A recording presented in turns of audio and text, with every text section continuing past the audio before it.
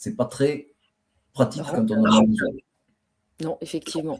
S'il fait très froid, c'est très souvent qu'on a un anticyclone. Un anticyclone, une des caractéristiques, c'est qu'il est soit il fait froid, soit il fait chaud, mais comme son nom l'indique, anticyclone, il n'y a pas de cyclone, il n'y a pas de vent. C'est pas tout à fait vrai, parce qu'on s'aperçoit que quand il y a un anticyclone, c'est un phénomène météorologique qui est vaste et qui est généralement à l'échelle d'un continent. Et quand il n'y a pas de vent dans le nord dans la Manche ou dans le Nord-Pas-de-Calais, pour les éoliennes de ce coin-là, eh bien en général, il n'y en a pas non plus du côté de Saint-Nazaire et peut-être même pas en Provence.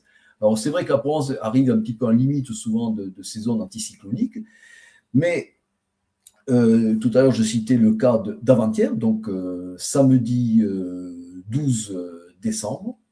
On a eu un phénomène de très calme, un phénomène très calme en vent, où dans la journée, le maximum d'éolien a été de 2% de la production énergétique. C'est-à-dire quelque chose de ridicule. Sachant que le parc éolien installé représente à peu près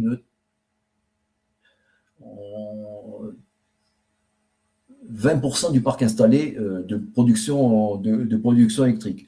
Donc on installe 20%, il produit 2%. C'est pas très pratique quand on en a besoin. Non, effectivement. C'est peu souple finalement d'utilisation. C'est peu adaptable à la consommation.